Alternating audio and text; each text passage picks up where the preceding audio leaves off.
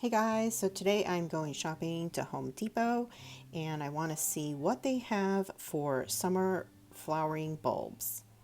And when I went in the store, I was shocked to see such a huge display already out. It is early February and it is way too early to plant things out right now, so you'd have to store them. So they had lots of different lilies.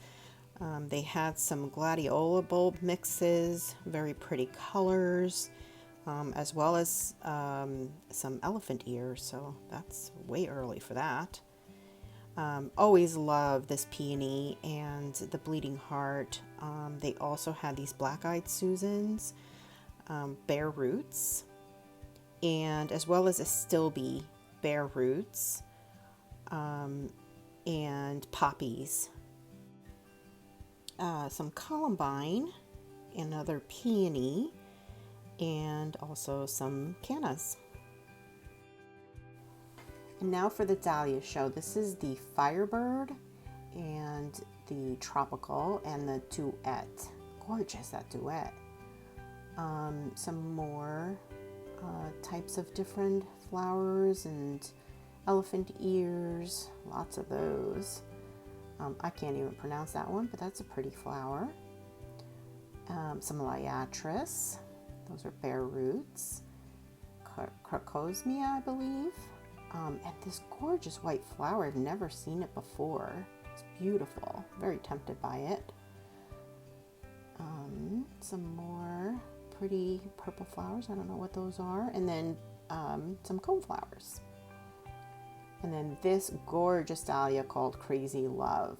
Kind of regret not getting that one. But they had also some bare roots, some hydrangeas and some lilacs. Was very tempted by that lilac. So here we have the Dahlia Tropical Mix and patches. And then this dinner plate mix. Gorgeous Valentine mix with reds and maroons. This Red Empire. And the Manhattan Island. This is the Kogani Fubuki, very pretty. And the Purple Rain Mix, lots of purples and maroons in there. And a decorative pastel, absolutely beautiful. This Sagita was absolutely gorgeous. Arabian Nights, that was very tempting to get as well. This Bluebell, which I grew last year. And this Millennia Fleur. And this one is Edinburgh. And Kelsey Annie Joy, which is a single. And there is the Sagita again. And the Striped Nagano. A switch, gorgeous. I wish I would have gotten that one. The Lifestyle. And also just a bunch of other lilies, Stargazer, your tiger lily, orange lily, and then Casablanca. So when you are shopping for tubers, especially like here at Home Depot where they have them out too early, I think some of them might be from last year, and some of them were really rotten and moldy.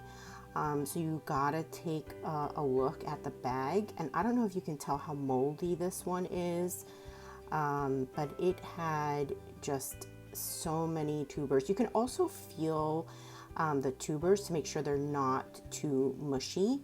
But yeah, take a look before you grab a bag and take it home with you.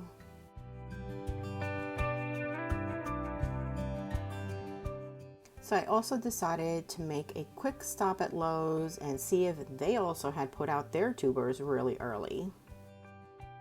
So they really just had a big selection of houseplants, I think getting ready sort of for Valentine's Day. So yeah, nothing really here for summer blooms, but they did still have a ton of flower seeds and they had a really big selection. I thought it was much better than the Home Depot seed selection. It's in particular the flowers. So some interesting ones I found was this beautiful yarrow, which is a really nice berry type mix, this pastel with some pinks and purples. This Cosmo was really pretty, this candy stripe, so I really like that one. And the bachelor buttons, they had 3 different types of bachelor buttons, which that's the first where I had seen in the big box stores where they had 3 different types. So that was really nice. And sunflowers, they had so many. This one's always my favorite, this little teddy bear. One year I will probably grow that one.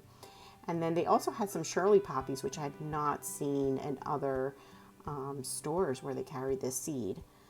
They had these big pelleted seeds, so they had a whole collection of those. And the one that I thought was really interesting was this passion flower, which I've never grown before, but it's super interesting flower. And I also really loved this black hollyhock that they had. So you can see here how the seeds are pelleted. So when they're very small, they make them much bigger. So they also had these beautiful baskets, and I think you have to put a flower pot inside of it, but absolutely beautiful. They were only $35. I thought that was a pretty good deal. And then these beautiful sunny yellow pots, and these gorgeous white ones. I got one last year, this little one. And I love this color blue. It's really pretty. So spring-like, right? And then up here they had these that look like basket, but they were actually like a ceramic. They were super heavy, and they also have a drainage hole. So really like those. So here's what I ended up getting at Home Depot. And I ended up with the Brown-Eyed Susan, which has 3 bare roots in it. And I thought this was a cheaper way to go than buying a full plant. I also picked up this Millennia Floor. I loved this double color with the pink and the yellow, which reminds me a lot of the Penhill Watermelon Dahlia. And it's got 3 tubers, which I'm going to open up and just check them to make sure that none of them are rotted or moldy, and if they are, I'm going to remove those. And then I got these ball dahlias. So I've been always wanting ball dahlias. They only had a few packages of these, and so I'm hoping these are okay and will work out. So I just opened up the bag and emptied out the contents so I could take a look at what I had and inspect everything and cut out what really was not doing very well. So not just the ones that were rotten, but I also cut out some of those wispy little roots and stuff, because I just didn't want to add to any decaying matter in there. So just clean them all up. And as I was going through it, the pom-pom ones were the worst ones, and they had quite a bit of rotting tubers, and I'll show you in a bit one that was completely rotten.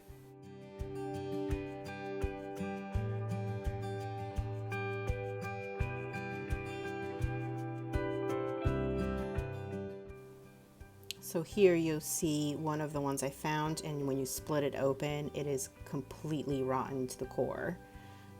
So you want to get rid of any really mushy ones, or that one wasn't too bad, but if there's a broken neck as well, those you'll want to just remove, because they just won't do well.